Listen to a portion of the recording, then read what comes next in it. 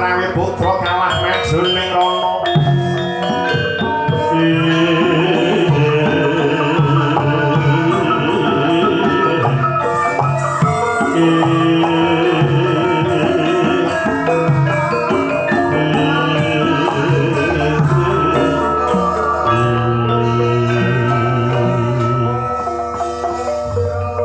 Ora temengko Dimas Patih Gajah Permada yen tak sawang katon bleweran sing dadi kringetmu mono dina iki matura kepi kabul kawusananing Indonesia ditanutus supaya nundung bocah saka ing Kadipaten Palembang tanah Sumatera kawektu dina iki PP ana ing Mandira Sinengker ya ing Ringin Kurung Sakembaran wis entuk gawe apa durung Dimas? Waduh, sinuwun menika katiwasan sinuwun. Ing ngabdi kula ngaturaken duta penglawur. Duta kengkenan penglawur Rajawati. Persajan kemawon kula dalah prawadya kula boten saged nandhi kridaning bocah saking Kadipaten Palembang pancen menika sekti mandraguna. Mila ngantos lawan Baluwarti kori kamandrungan kula tutup supados lare menika boten saged mlebet wonten jroning kedaton. Mila gandeng kula boten saged nandhi kridani bocah saking Palembang. Mila kula nyuwun pangapunten. Katuwaka sumangga jangga Katigasa sumangga jangga boten badhe suling perintah sinuwun. Manut-manut ing Kembang Wijaya dikusuma. Kembang Wijaya dikusuma.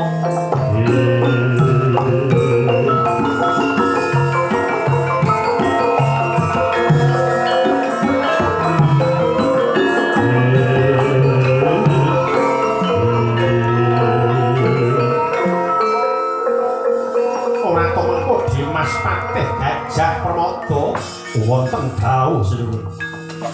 Lah kok dadi dina iki subriya rasane ngatiku. Merga kabar kang sumebar pamarta kang Musparata jarine kasan pimono gedhi daling para wali. Apa bener kabar iki Dimas? Menika mboten lesiwun. Menawi kula taliti lare menika pancen saking Kadipaten Palembang. Tebih saking Palembang dumugi wonten ing Majapahit nang kepingin takon sapa sejatine wong tuane. Awit menika manut menawi dados aturipun menika sejatosipun putranipun Sang Adipati Arya Damar saking Palembang. Mila menika babar pisan boten wonten sambung rapetipun kaliyan para wali. Oh kaya ngono Dimas Blinggih. Yen pancen kaya ngono dina iki kasan tumuli perintahna supaya sowan ana negara Majapahit kados pundi. Dina iki kasan supaya maju mrene timbalan supaya sowan mrene ngestaken dawuh sinuwun.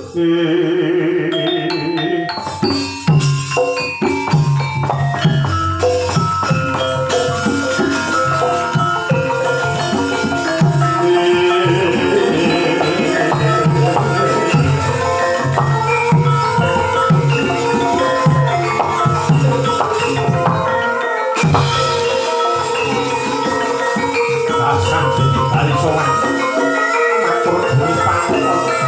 Sang Maha Patih Gajah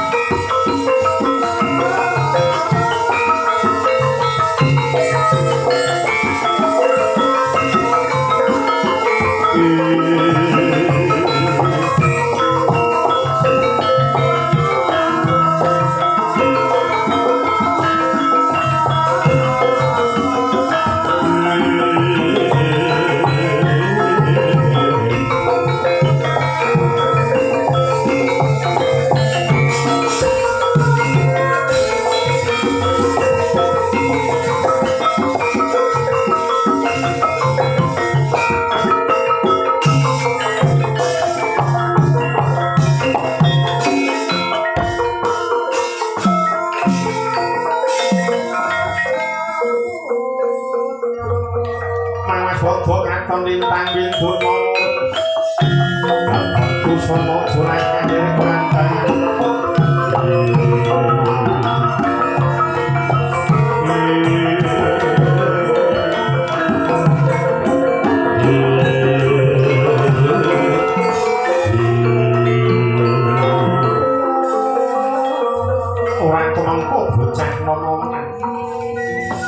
sawise dina iki siramu ketembung lawan panjenengan ingsun mara daging aku sapa sing dadi aranmu nggere bocah bagus sinuwun keparengan nebangaken kula menika sadya saking Kadipaten Palembang Sudya Mas tainami kula pun Raden Kasang Raden Kasang nggih ora mengko Raden Kasang tak akoni tenan yen to pancen siramu kuwi mono wong kang sekti mandraguna nyatane siji wae ora ana prajurit Majapahit kang bisa ngasorake kridamu nyatane tetungguling senopati ya Kyai Patih Gajah Permada wae ora ana bisa ngundurake kridamu banjur kowe duwe karep apa dene barang ngamuk ana ing Majapahit kene Kasang waduh sinuwun nyuwun pangapunten mboten wonten sedya kula kepengin damel risak wonten Majapahit tebih saking Kadipaten Palembang dumugi wonten ing Majapahit kula menika namung kepengin ngawawu Sudarma awit menapa dados pangandikanipun Kanjeng Ibu tiyang asepah kula menika teng negari Majapahit inggih menika Sang Prabu Brawijaya Sang Brewira Bumi Narendra ing negari Majapahit mriki mila sinuwun Kanjeng Rama monggo kula aturi nampi sembahipun ingkang putra kula Raden Kasang aja gampang ngaku dadi anak ratu Majapahit Kasang larah lari kepiye lah kok siramu dina iki ngaku dadi anak ratu Majapahit nyuwun pangapunten sinuwun manut menapa dados dawuhipun Kanjeng Ibu Dewi Kadangsih nalika kula menika wonten kandhutanipun Kanjeng Ibu kirang langkung sekawan sasi Paduka Kanjeng Rama menika nampi aturing jurujung utawi pendhita kemapan wonten ing Kedaton. Dene aturing para brahmana menika jabang bali kang wonten kandhutanipun Kanjeng Ibu benjang menawi lair badhe damel risak wonten Majapahit. Sakala Paduka Kanjeng Rama menika kebranang menapa dados penggalih. Lajeng Kanjeng Ibu dipun paringaken kaliyan Paman Adipati Arya Damar ing Palembang. Paduka mitungkas saha wasiat kaliyan Paman Arya Damar. Ingkang angka sepisan menawi jabang bae menika dereng lair. Paman Adipati Arya Damar boten pareng ngladosi satataning priya kelawan wanita kaliyan Kanjeng Ibu Dewi Kadangsih menika dawuh ingkang angka sepisan. Lajeng dawuh ingkang angka kalih menawi jabang bayi menika lair ngerti padang hawa kedah dipun pejahi nanging saking kawelasanipun Paman Adipati Arya Damar ing Palembang mila ngantos kula menika dewasa kula dipun rukti kaliyan Paman Adipati Arya Damar Kanjeng Rama sawan kula wonten papan mriki mboten wonten niat kula kepengin malasasra wirang kepara dinten mangke kula namung kepengin ngaturaken bekti kaliyan Paduka Kanjeng Rama awit menapa kula menika ngrumangsani kasan menika lari mudha tukaruna kula menika anggadhahi tiyang asepah mila mumpung tiyang asepah kula menika taksih gesang kula kepengin ngaturaken bekti kaliyan Jengandika Kanjeng Rama man-man menika Kembang Wijaya Adikusuma Kembang Wijaya Adikusuma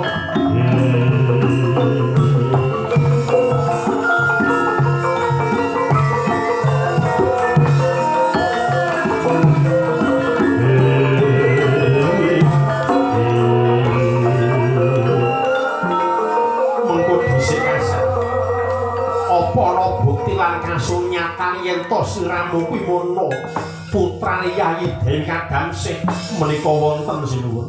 Banjur buktine apa? Monggo ngadul nampi menika sesutya utawi ali-ali. Sesutya menika nalika panjenengan menika kundur dhateng Majapahit menika paring tandha mata kaliyan Kanjeng Ibu Dewi Kadamsih menika monggo ngadul nampi sinuwun. Manut marane ya kembang Wijaya dikusuk. Wijaya dikusuk.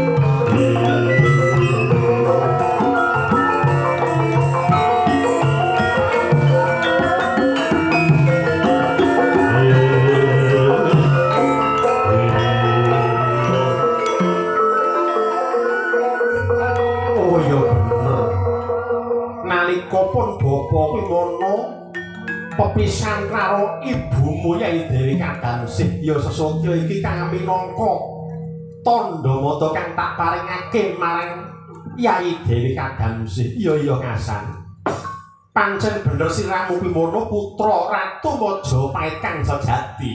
Iya yen kaya mangkono pun Rama nyuwun pangapura marang siramu ya nggih merga sawetara wanci siramu ora ndak rukti malah dina iki wis dongkak dewasa. Iya ngasan minangka tandha panjenengan ingsun aku njaluk pangapura marang siramu merga sawetara wanci pun Rama nglirwakake ngopeni marang siramu minangka dadi pitukane dina iki kowe bakal tak rabekake karo putri Majapahit. Kowe milih wadon ngendi sing mbok senengi, wanita ngendi sing mbok gandrungi, enteke bondo donya pira bakal tak ganti. Kuwi kaya ngono. Wah bejo sampeyan iki. Ketemu karo wong tuwane, arane bisa ngaturake bekti. Dinten iki panjenengan nggih ditarik kalih Hyang Asepah panjenengan Sri Prabu Brawijaya arep dirabekake karo wong wadon mriki, Dejan. Moko bocah mriki iku bocah ayu-ayu niki. Mula bejo karo panjenengan momongan kula Raden Kasan. Iya pancen kaya mangkono ngakak. Ayo Gaging milya wadon ngendi sing mbok senengi. Nyuwun pangapunten Kanjeng Rama. Kula mboten saged. Lho. Kowe ora seneng karo wadon mboten menika kula ugi remen kalih wong wadon. Ning nyuwun pangapunten kula menika sampun anggadhahi garwa. Wong lanang kuwi nek bojo gur siji kuwi ora juara ya. Mula dina iki bojomu diwayuh wae ora apa-apa. Piye Kakang? Kapan bojone ora merestui mengko ditekek wae gampang. Wong edan ora kuwi. Ning aku tresna banget karo Diajeng Murtofingah. Nek wong wadon niku gampang arane Deng. Sing penting anggere bali mulih, diwenehi dhuwit wis tenang. Wong edan ora. Wanane bojo siji prene ora gagah arane. Wong sampean yo arane yo nabuh yo laris. Saiki wis arep dadi MC dah. Betul kropo yo laris. Nek bojo siji yo prene yo kurang greget. Wong edan sor. Nyuwun pangapunten kula menika sampun anggadhahi garwa kula menika tresna kaliyan garwa kula Kanjeng Rama. Oh kowe wis duwe bojo mriki kula sampun. Banjur bojomu sapa nggih? Nyuwun inggih Kanjeng Rama garwa kula menika inggih menika Diajeng Murtofingah. Putranipun Kanjeng Rama Sunan Ampel ing Ampel Genta Surabaya. Manut-marane ya kembang Wijaya Dikusuma. Kembang Wijaya Kusuma.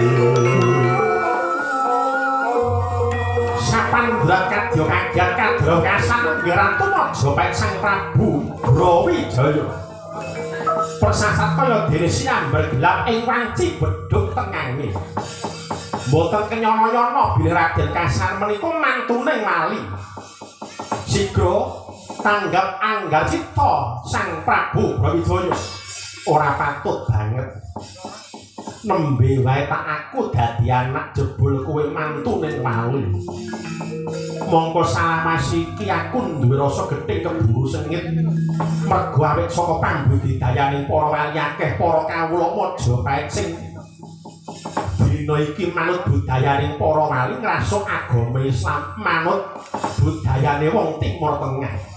Iya yen kaya mangkono bakal tak gawe karti sampe supaya aku sumingkir saka Majapahit. Dan para tore kota mangsang dikara mengen kasang pun bakal mbutuh marang sirah.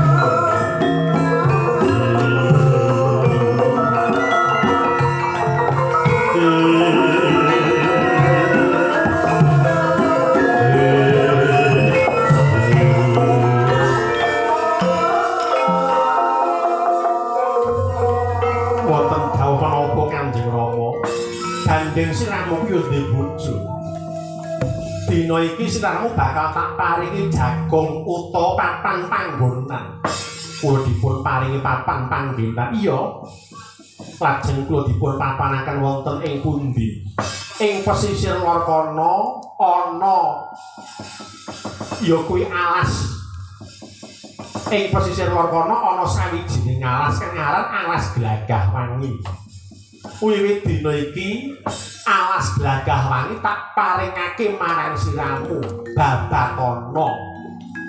Lan Rama mujikake ndedonga marang sirahmu muga-muga besok sirahmu bisa dadi pemimpin ana ing Alas Glagah Wangi.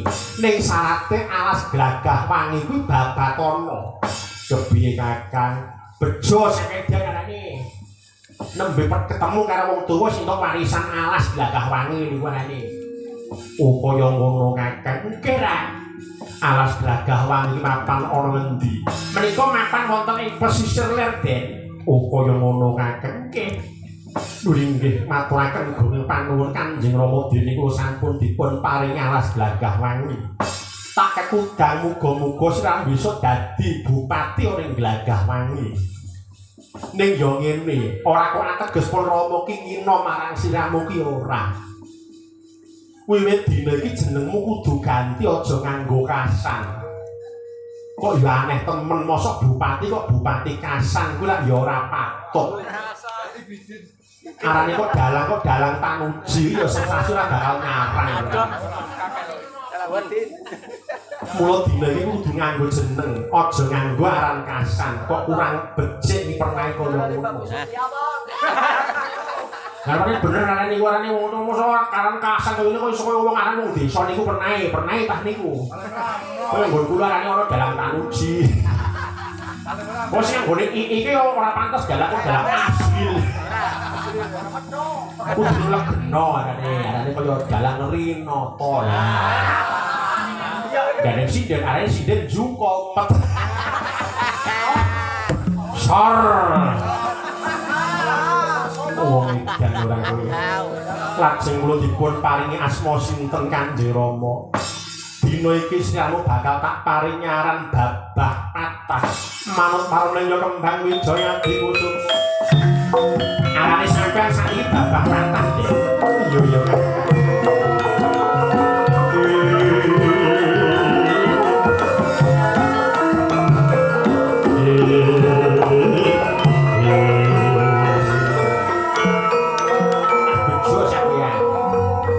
warisan Alas saiki sampean arane ora Raden Kasan malih Babah Patah niku jajan.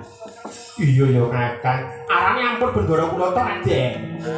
Kula ya arane ya nyuwun diganti arane. Mosok aran Kocanus. Kuwi njaluk jeneng sapa Kakang? Arane nyuwun jimat asma kalih Sinur Prabu Brawijaya. Kula badhe dipun paringi tanggal sinten, Den? Arane kula niku ben rada semondo keren, kan roh hati sing katane Roy. Wong edan ora kuwi. Ya yen pancen kaya mangkono Kakang, wiwit dina iki Canus, sirahmu bakal tak paringi aran Raden Pusganda Maruta. Nah, piye ra? Canus Raden Pusganda Maruta. Nek cara wong Jawa kuwi arane ya bocah-bocah. Asma Kinarya Japa. Zaman larang sandang pangan arane yo tanuji. Lah Raden Kusgandha Mantun iku mesti ana jenenge niku ana maknane ana artine. Raden kuwi satriya. Bos kuwi kucing. Gandha kuwi mambu. Maruta ki angin. Moko angin sing mambu kuwi arane tut. Raden kucing mambu tut. Suwang sanus mboten napa-napa yakin sumpah Den. Wong edan ora kuwi. Inggih menawi mekaten kula nyuwun pamit Kanjeng Rama kula badhe babak alas glagah rangi. Ya yo nggih tak pepuji muga-muga babah patah siramu bisa jumeneng. Bupati ora glagah rangi ngestaken dawuh Rama.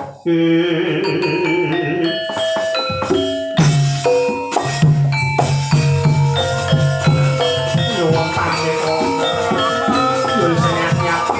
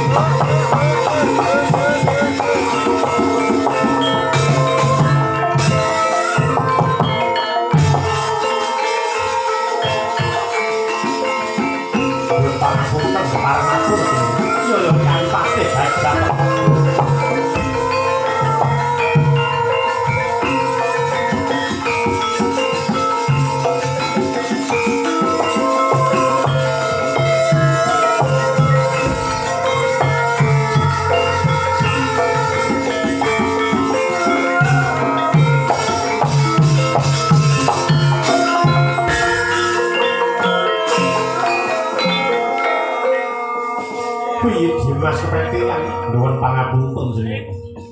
Menika menapa mboten bansin nggih bansiladan. Kula kelingan nalika Raden Kusin menika ngawang usul dharma kaliyan Paduka panjenengan paringi wana terung. Awit wana terung menika alasipun ugi subur. Kathah toyanipun tur tanggenipun babak wana terung menika dipun biyantu dening prajurit Majapahit. Keng menapa babah patah inggih menika Raden Kasanamung dipun paringi alas glagah wangi. Mongko alas glagah wangi menika papan gawat kliwat-liwat. Satomara sato mati janma janma mati menika mboten adil sinipun. Iki pancen tak jarak ya Dimas. Merga apa pun Kakang ora duwe kepinginan dadi besaning wali. Mula pancen babah patah kemono pancen tak lorokake supaya dibadhog dening kewan galak ana jroning alas glagah wangi kuwi kaya mangkono. Mula dina iki dinten bebarengan kaya apa kabar kausanane ora suwe maneh babah patah mesti mati ana jroning alas glagah wangi.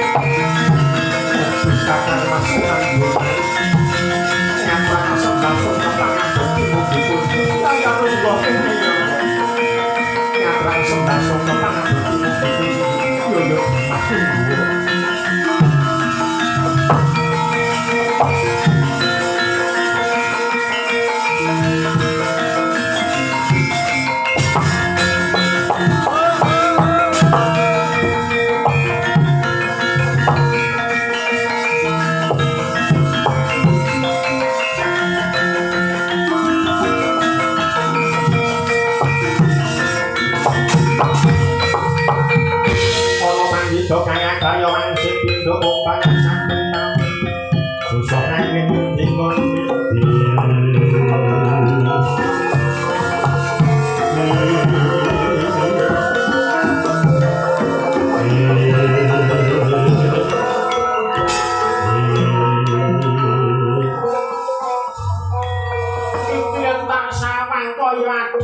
Dimas Ngasandi kepiye kabul kawusanane nggone sliramu Srenana Majapahit wis entuk gawe apa durung yo nggen lho inggih Kakang Mas angsal berkah lan idi pangestu paduka kula sampun pikantuk damel kepara wekdal dinten mangke kula sampun dipun paringi pinten-pinten kanugrahan kaliyan Kanjeng Rama Sinuwun Prabu Brawijaya syukur yen kaya mangkono ya Yayi banjur kepiye nggih ingkang angka sepisan kula menika sampun dipun paringi wujuding wana ingkang mapan wonten ing pesisir ler ingkang namipun Alas Glagah Wangi menika sampun diparingaken kaliyan kula oh Alas Glagah Wangi ya nggih oh ya syukur senajan to papan pengarapan nek mengko dibabati mesti bakale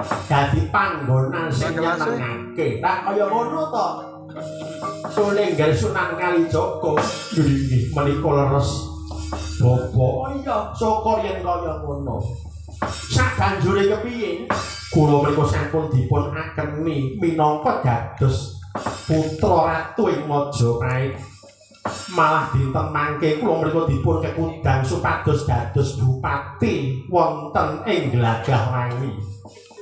Mila gandeng nami kula menika Kasan. Kula dipun salini nami Kakang Mas.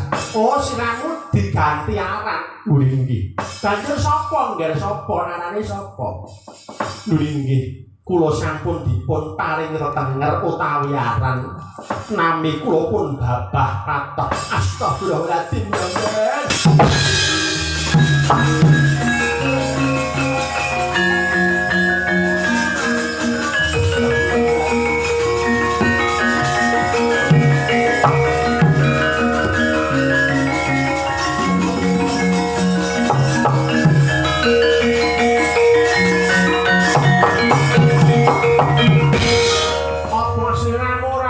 tegese babak patah kuwi apa nuli nggih kula mboten mangertos nek durung ngerti dirungokake nek gender grimeng slendro ki kupinge ya slendro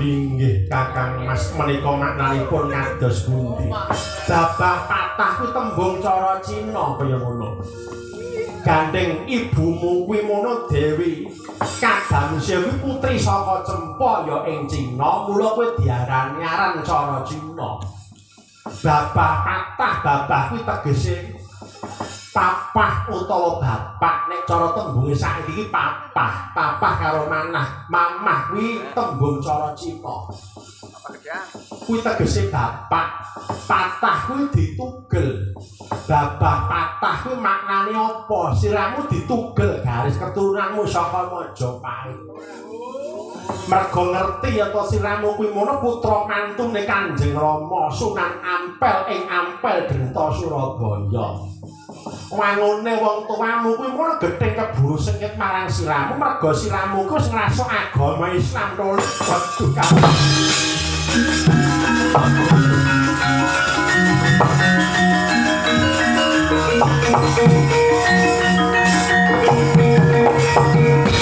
boten kenyono-nyono Kanjeng Rama menika gething keburu sengit kaliyan kula Kakang Mas ora dadi boyo mangka wong gething ora kurang penyajak wong seneng ora kurang pangalembana kuwi ora kono ora kene kuwi wis kaya ngono kabeh mula sing baku ngene ya babah patah sing baku dina iki Alas Glagah Wangi tumuli babah kono nang menika papan gawat liwat-liwat menika kados pundi Kakang ngene aja kuwatir ning kene ana nak Mas Sunan Kalijaga mengko aku bakal dawuh marang para santri supaya mbabati Glagah Wangi lan tak kudang besok glagah wangi dadya punjering agama Islam ning tanah Jawa.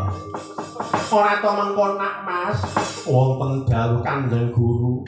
Dina iki dawuhna marang para santri-santrimu ing Kadilangu supaya mbabati alas glagah wangi. Linggih ngestaken dawuh. Canus kowe nggawa arit babat alas glagah wangi ya, Nus. Nggih arane Mbah Sunan Bonang. Nggih iki alas glagah wangi badhe kula babat. Ayo padha cancut gumregut alas glagah wangi padha dibabat iki.